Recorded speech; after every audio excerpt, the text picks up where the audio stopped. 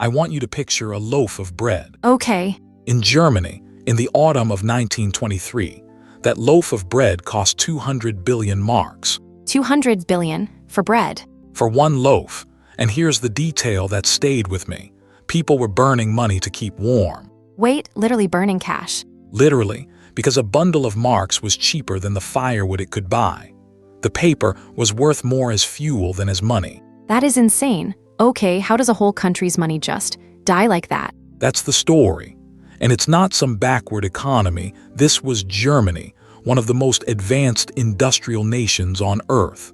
So how it happened matters to all of us. Right, take me back to the start. So First World War ends, 1918.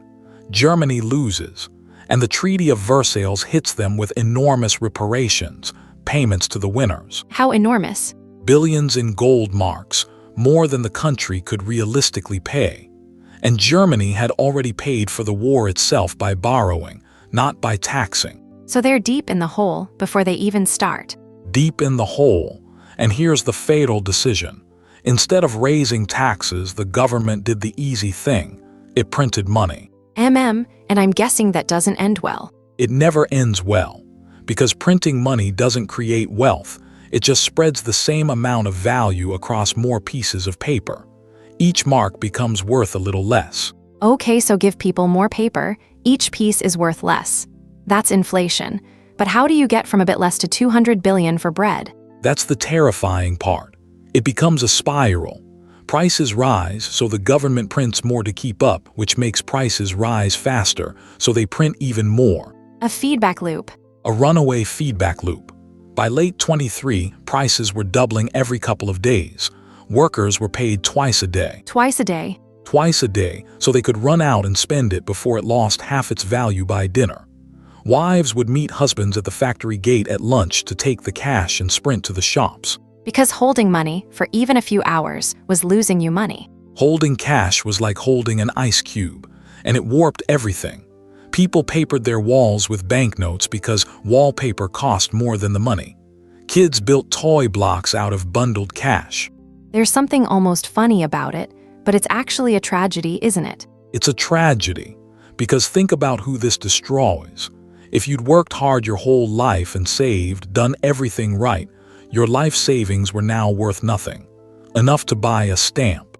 The responsible people got wiped out. The savers, the pensioners, the careful middle class, annihilated overnight. Meanwhile, people with debts loved it because they could pay off a mortgage with what was now pocket change. So it flips the whole moral logic of money. Saving punishes you, debt rewards you. It turns the world upside down, and that does something to a society. Trust evaporates.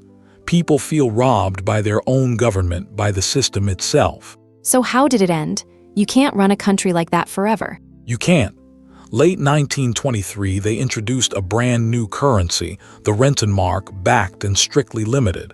They simply stopped printing, and almost like magic, prices stabilized. Wait, that fast? Just stop printing and it fixes itself. Because the whole thing was ultimately about confidence. Once people believed the new money would hold its value, it did. Money is a shared belief, and belief can be rebuilt. But the damage was already done. The money recovered. The trust didn't. A whole generation had watched the system betray them. That bitterness, that humiliation, it became the soil that extremism grew in over the next decade. So the real cost wasn't the bread prices.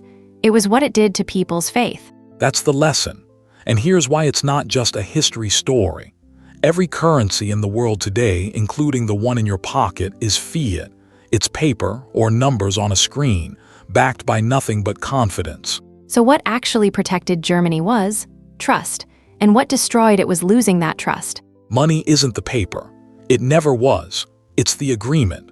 Weimar is the reminder of what happens the moment that agreement breaks and how fast unthinkable can become Tuesday. A trillion-mark loaf of bread. And it started with one easy decision to just print a little more. It always starts with just a little more. That's the whole story of money right there.